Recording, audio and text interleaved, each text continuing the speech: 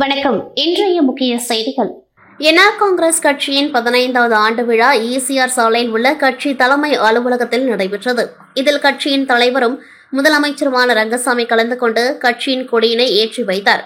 தொடர்ந்து தொண்டர்களுக்கு இனிப்புகள் வழங்கினார்.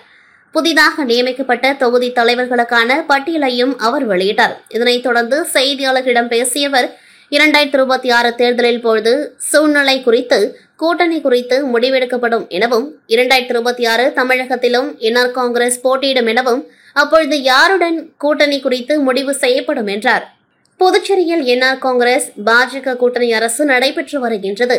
இந்நிலையில் தமிழக வெற்றிக் கழக தலைவர் விஜயுடன் நெருக்கமாக இருக்கும் புதுச்சேரி முதலமைச்சரின் இந்த பேச்சு அரசியல் வட்டாரத்தில் பேசும் பொருளாகியுள்ளது. புதுச்சேரி என்ஆர் காங்கிரஸ் இந்திரா நகர் தொகுதி சட்டமன்ற உறுப்பினரும் அரசு கொறடாவுமான ஏகேடி ஆறுமுகம் பிறந்தநாள் விழா இந்திரா நகர் தொகுதி சட்டமன்ற உறுப்பினர் அலுவலகத்தில் நடைபெற்றது. இதில் முதலமைச்சர் ரங்கசாமி கலந்து கொண்டு கட்சி கொடி ஏற்றி பிறந்தநாள் விழா காணும் அரசு கொறடா ஏகேடி ஆறுமுகத்திற்கு சால்வை அணிவித்து பூங்கொத்து கொடுத்து பிறந்தநாள் வாழ்த்து தெரிவித்தார். அதனைத் தொடர்ந்து நடைபெற்ற நலத்திட்ட உதவிகள் வழங்கும் நிகழ்ச்சியில் ஏழை எளிய மக்களுக்கு வேஷ்டி, சேலை உள்ளிட்ட பல்வேறு நலத்திட்ட உதவிகளை வழங்கினர். மேலும் சிறு வியாபாரம் செய்வதற்காக இந்திரா நகர் தொகுதியை சார்ந்த மக்களுக்கு தள்ளுவண்டி மற்றும் சுமார் 1000க்கும் மேற்பட்ட பொதுமக்களுக்கு அசைவ பிரியாணி உணவினை முதலமைச்சர் ரங்கசாமி வழங்கினார். தொடர்ந்து அரசு கொறடா ஏகேடி ஆறுமுகத்திற்கு அமைச்சர்கள், சட்டமன்ற உறுப்பினர்கள், அரசியல் கட்சி தலைவர்கள் மற்றும் என்ஆர் காங்கிரஸ் நிர்வாகிகள் பிறந்தநாள் வாழ்த்து தெரிவித்தனர். மேலும் அவரது ஆதரவாளர்கள் பல்வேறு இடங்களில் அன்னதானம் மற்றும் நலத்திட்ட உதவிகளை வழங்கி பிறந்த நாளை கொண்டாடினர். அரசு கொறடா ஏகேடி ஆறுமுகம் பிறந்த நாளை முன்னிட்டு அவரது ஆதரவாளர்கள் மற்றும் குடும்பத்தினர் மணக்குள விநாயகர் கோவிலில் சிறப்பு பிரார்த்தனையில் ஈடுபட்டு தங்கத்தேர் இழுத்து வழிபட்டனர். ஏகேடி ஆறுமுகம் மணக்குள விநாயகர் ஆலயத்தில் பக்தர்களுக்கு அன்னதானம் வழங்கினார். அதனைத் தொடர்ந்து தொழிலதிபரும் சமூக சேவகருமான சுரேஷ் சால்வை அணிவித்து பூங்கொத்து கொடுத்து குடும்பத்தாருடன் வாழ்த்து தெரிவித்தார். என்ஆர் காங்கிரஸ் பிரமுகர் தர்மபுரி ரத்னவேலு தொண்டர்களுடன் வந்து சால்வை அணிவித்தார். அவரது ஆதரவாளர் திருபுவனை தொகுதி குமணன் வெள்ளியில் செய்யப்பட்ட வேலை தாமரையுடன் கொடுத்து வாழ்த்து கூறினார். மேலும் ராஜேஷ் தொண்டர்களுடன் வந்து மாலை அணிவித்து வாழ்த்து தெரிவித்தார். அதனைத் தொடர்ந்து ஏகேடி ஆறுமுகம் அவர்களுக்கு அவரது தொண்டர்கள் நாணயம் பொருந்திய மாலை மற்றும் ரூபாய் நோட்டுகளால் ஆன பூங்கொத்து மற்றும் சம்மங்கி மாலைகள் அணிவித்து வாழ்த்து தெரிவித்தனர். மேலும் இதில் இந்திரா நகர் தொகுதி பிரமுகர்கள் டெல்லி, ராமச்சந்திரன், சுரேஷ், பிரான்ஸ், பூபால், வீரா, ஜம்பு மற்றும் அவர்களின் குடும்பத்தினர்கள் இந்திரா நகர் தொகுதி மக்கள் கலந்து கொண்டு தங்கத்தேர் இழுத்தனர். ஆண்டுதோறும் கதிர்காமம் செடல் திருவிழா வெகு விமர்சையாக நடைபெறுவது வழக்கம். அந்த வகையில் இவ்வாண்டு திருவிழா கொடியேற்றத்துடன் கடந்த வாரம் துவங்கியது. செடல் திருவிழாவை ஒட்டி புதுச்சேரி மட்டுமல்லாமல் தமிழகத்தை சேர்ந்த ஏராளமான பக்தர்கள் தங்கள் நேர்த்திக்கடனை செலுத்தினர். இந்நிலையில் திமுக சார்பில் கதிர்காமம் தொகுதி செயலாளர் வடிவேல் தலைமையில் சுமார் 1000க்கும் மேற்பட்ட பக்தர்களுக்கு அன்னதானம் வழங்கப்பட்டது.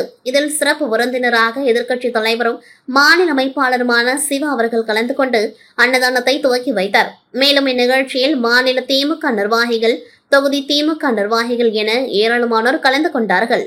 புதுச்சேரி மாநிலம் என்ஆர் காங்கிரஸ் பேரியக்கம் ஆரம்பித்து 15ஆம் ஆண்டு தொடங்க உள்ளது. அதனை முன்னிட்டு புதுச்சேரி முழுவதும் பல்வேறு இடங்களில் என்ஆர் காங்கிரஸ் நிர்வாகிகள் சார்பில் நலத்திட்ட உதவிகள், இணைப்புகள் வழங்கி கொண்டாடப்பட்டு வருகின்றது. இதன் ஒரு பகுதியாக திருபுவனை தொகுதிக்குட்பட்ட திருவண்டார்கோவில் பகுதியில் முன்னாள் சட்டமன்ற உறுப்பினர் கோபிகா தலைமையில் மக்களுக்கு பல்வேறு நலத்திட்ட உதவிகள் செய்து வருகின்றார்.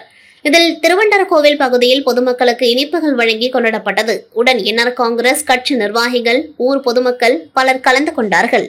அனைத்து சிவப்பு நிற குடும்ப அட்டைதாரர்களுக்கு மாதந்தோறும் தலா 20 கிலோ வெள்ளை அரிசி மற்றும் மஞ்சள் அட்டைதாரர்களுக்கு மாதந்தோறும் 10 கிலோ வெள்ளை அரிசி இலவசமாக நியாய விலை கடைகளின் மூலம் வழங்கப்படும் என முதலமைச்சர் ரங்கசாமி அறிவித்திருந்தார். அதன்படி அனைத்து தொகுதிகளிலும் ரேஷன் கடைகளில் இலவச அரிசி வழங்கப்பட்டு வருகின்றது. அதன் ஒரு பகுதியாக அரியங்குப்பம் தொகுதிக்குட்பட்ட தேங்காய் திட்டு, ஆர்கே நகர், வீராம்பட்டினம் ஆகிய பகுதிகளில் உள்ள நியாய விலை கடைகளில் இலவச அரிசி வழங்கும் நிகழ்ச்சி நடைபெற்றது. இதில் சட்டமன்ற உறுப்பினர் பாஸ்கர் என்கிற தட்சிணாமூர்த்தி கலந்து கொண்டு பொதுமக்களுக்கு இலவச அரிசியை வழங்கினார். மேலும் இந்த நிகழ்ச்சியில் என்ஆர் காங்கிரஸ் நிர்வாகிகள், ஊர் பஞ்சாயத்தார்கள், அப்பகுதி பொதுமக்கள் பலர் கலந்து கொண்டார்கள். அகில இந்திய என்ஆர் காங்கிரஸ் பேரியக்கத்தின் 15ஆம் ஆண்டு துவக்க தினத்தை முன்னிட்டு அரியங்குப்பம் தொகுதி என்ஆர் காங்கிரஸ் சார்பில் அரியங்குப்பம் பிரம்மன் சதக்கம் அருகே பொதுமக்களுக்கு அன்னதானம் நிகழ்ச்சி நடைபெற்றது. சட்டமன்ற உறுப்பினர் பாஸ்கர் என்கிற தட்சிணாமூர்த்தி தலைமையில் சுமார் 500 பேருக்கு இனிப்பு வழங்கி அன்னதானம் வழங்கினார். மேலும் இந்த நிகழ்ச்சியில் அரியங்குப்பம் தொகுதியை சேர்ந்த என்ஆர் காங்கிரஸ் நிர்வாகிகள், பொறுப்பாளர்கள், தொண்டர்கள் என பலர் கலந்து கொண்டார்கள். காரைக்கால் மாவட்டத்தின் 20வது ஆட்சியராக சோமசேகர் அப்பாராவ் இன்று பொறுப்பேற்றுக் கொண்டார். புதுச்சேரி மாநிலம் காரைக்கால் மாவட்ட ஆட்சியராக இருந்த மணிகண்டன் தற்பொழுது புதுச்சேரி துணைநிலை ஆளுநரின் தனி செயலராக நியமனம் செய்யப்பட்டார். இதனைத் தொடர்ந்து காரைக்கால் மாவட்டத்திற்கு புதிய மாவட்ட ஆட்சியராக சோமசேகர் அப்பாராவ் அவர்களை நியமித்து புதுச்சேரி அரசு உத்தரவிட்டது. இதனையடுத்து இன்று காரைக்கால் மாவட்ட புதிய ஆட்சியராக சோமசேகர் அப்பாராவ் அவர்கள் இன்று பதவியேற்றுக் கொண்டார். முன்னதாக பதவியேற்றுக் கொண்ட ஆட்சியரை முன்னாள் மாவட்ட ஆட்சியர் மணிகண்டன் வாழ்த்து தெரிவித்தார். தொடர்ந்து பல்வேறு அரசு துறை அதிகாரிகள் சால்வை அணிவித்து வாழ்த்து தெரிவித்தனர். அதைத் தொடர்ந்து அரசு துறை அதிகாரிகளுடன் காரைக்கால் வளர்ச்சிப் பணி குறித்து புதிய மாவட்ட ஆட்சியர் சோமசேகர் அப்பாராவ் ஆலோசனை மேற்கொண்டார். இந்த ஆலோசனைக் கூட்டத்தில் பல்வேறு வளர்ச்சி திட்டங்களை செயல்படுத்துவது குறித்து ஆலோசனை மேற்கொண்டார்கள். எல்லை தாண்டி மீன் பிடித்ததாக தமிழகம் மற்றும் காரைக்கால் மீனவர்கள் 13 பேரை கடந்த 27ஆம் தேதி இலங்கை கடற்படையினர் கைது செய்தனர். மேலும் அப்பொழுது இலங்கை கடற்படையினர் நடத்தி துப்பாக்கிச் சூட்டில் 2 மீனவர்கள் காயமடைந்தனர். மேலும் சிறைப்பிடிக்கப்பட்ட மீனவர்கள் இலங்கை சிறையில் அடைக்கப்பட்டனர். இந்நிலையில் சிறைப்பிடிக்கப்பட்ட காரைக்கால் மீனவர்களை மீட்டு தரக்கோரி அவரது உறவினர்கள் முதலமைச்சர், அமைச்சருக்கு கோரிக்கை விடுத்திருந்தனர். மேலும் மீனவர்களை மீட்க உரிய நடவடிக்கை மேற்கொள்ள வேண்டுமென மத்திய வெளியுறவுத்துறை அமைச்சருக்கு புதுச்சேரி முதலமைச்சர் ரங்கசாமி கடிதமும் எழுதியிருந்தார். இந்நிலையில் சிறையில் உள்ள மீனவர்களின் உறவினர்கள் மற்றும் மீனவ அமைப்பை சேர்ந்தவர்கள் பாஜக சட்டமன்ற உறுப்பினர் கல்யாணசுந்தரம் தலைமையில் இன்று புதுச்சேரியில் உள்ள துணைநிலை ஆளுநரை சந்தித்து மீனவர்களை மீட்க கோரிக்கை மனு அளித்தனர். புதுச்சேரி கிராமப்புறங்களில் பனிப்பொழிவு, புறவழி சாலைகளில் முன்விளக்குகளை போட்டபடி வாகனங்கள் இயக்கம். மார்கழி மாதம் முடிந்தும் பனி விலகாத சூழல் தமிழகம் மற்றும் புதுச்சேரியில் நிலவுகின்றது.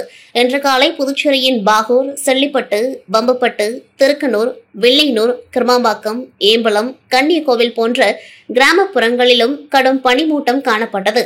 இதனால் வயல்வெளிகளில் பனித்துளி முத்துக்கள் போல் காணப்பட்டன. இதேபோல் புதுச்சேரி, சென்னை புறவழி சாலை, விழுப்புரம், கடலூர் சாலைகளில் பனிப்பொழிவு இருந்ததனால் வாகனங்கள் காலை 8 மணி வரை முன் விளக்குகளை போட்டபடி இயக்கப்பட்டன. இன்றைய திடீர் பனிப்பொழிவால் நகர பகுதி மற்றும் கிராமப்புற பகுதிகளில் பகலிலும் குளிர்ந்த காற்று வீசியது. வெளிநாட்டவரை வெகுவாக கவர்ந்த காய்கறி, கிழங்கு மற்றும் விதை திருவிழா. விழுப்புரம் மாவட்டம் வானூர் அருகே உள்ள ஆலங்குப்பம் பகுதியில் ஆரோவில் இசை அம்பலம் பள்ளி மற்றும் தமிழ்நாடு விதை சேகரிப்பாளர்கள் கூட்டம் இணைந்து ஆரோவில் பகுதியில் மாபெரும் மரபு காய்கறி, கிழங்கு மற்றும் விதை திருவிழா 2வது முறையாக நடைபெற்றது. இதில் புதுச்சேரி, திருச்சி, மதுரை, கோவை, கடலூர், விழுப்புரம், பண்ருட்டி போன்ற பகுதிகளில் இருந்து 200 விவசாயிகள் பங்கேற்று மரபு காய்கறி, கிழங்கு மற்றும் விதைகளை காட்சிக்கு வைத்ததுடன் பரிமாறிக்கொண்டார்கள். இதில் கொண்டலாங்குப்பம் கிராமத்தை சேர்ந்த விபூதி சித்தர் கலந்து கொண்டு இக்கண்காட்சியினை பார்வையிட்டு இதுபோன்ற நிகழ்ச்சிகள் மாவட்டந்தோறும் நடைபெற வேண்டும் எனவும் இயற்கை விவசாயத்தினை முழுமையாக செயல்படுத்த வேண்டும் எனவும் தெரிவித்தார். மேலும் இந்நிகழ்ச்சியில் வாழைத்தோட்டம் அமைத்தல், விதைப்பந்து செயல் விளக்கம், நூற்றுக்கணக்கான நாட்டு ரக காய், கறி விதைகள், இயற்கை இடுபொருட்கள், மரபு விதை பகிர்வு, பாரம்பரிய உணவுகள், கைவினைப் பொருட்கள் மற்றும் மரபு விதைகளின் கண்காட்சி, கருத்தரங்கம், கலை நிகழ்ச்சிகள் ஆகியவை கண்காட்சியில் இடம்பெற்றிருந்தன. இதனை ஏராளமான வெளிநாட்டவர் கண்டு பயன்பெற்றதுடன் விதைகளையும் வாங்கி சென்றனர். மேலும் இதுபோன்ற விதை திருவிழா அடிக்கடி நடத்தப்பட வேண்டும் என பொதுமக்கள் தெரிவித்துள்ளனர். நிகழ்ச்சிக்கான ஏற்பாட்டினை ஆரோவில் இசை அம்பலம் பள்ளி மற்றும் தமிழ்நாடு விதை சேகரிப்பாளர்கள் கூட்டமைப்பினர் வெகு சிறப்பான முறையில் செய்திருந்தனர்.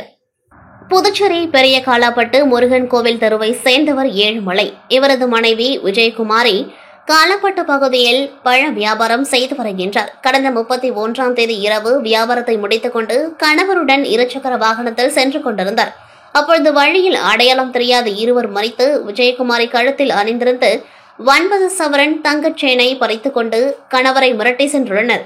இதுகுறித்து புகாரின் பேரில் காலாப்பட்டு போலீசார் வழக்கு பதிவு செய்து விசாரணை மேற்கொண்டு வந்தனர். தொடர்ந்த பகுதியில் உள்ள சிசிடிவி கேமரா காட்சிகளை ஆய்வு செய்தபொழுது 17 வயது சிறுவர்கள் 2 பேர் பைக்கில் வந்து செயின் பறித்து செல்வது தெரிய வந்தது. அந்த சிறார்களை பிடித்து விசாரித்த பொழுது பெரிய காலாப்பட்டு ஈசிஆர் சாலை சூர்யா என்கின்ற முருகன் செயின் பறிக்க திட்டமிட்டு கொடுத்ததும் பறிக்கப்பட்ட செயினை செல்லியம்மன் நகர் ராகுல் காந்தி தெருவை சேர்ந்த ராமமூர்த்தி என்பவர் மூலம் விற்பனை செய்ததாக தெரிவித்தனர். இதனையடுத்து 2 சிறார்கள் மற்றும் சூர்யா, ராமமூர்த்தி ஆகியோரையும் போலீசார் கைது செய்து 70 கிராம் தங்க நகை, 40,000 ரூபாயை மீட்டனர். தொடர்ந்து அவர்களை நீதிமன்றத்தில் ஆஜர்படுத்தி சூர்யா, ராமமூர்த்தி இருவரையும் காலப்பட்டு சிறையிலும் 2 சிறார்களை கூர்நோக்கு இல்லத்தில் சேர்த்தனர். இத்துடன் செய்திகள் நிறைவடைகின்றது. நன்றி, வணக்கம்.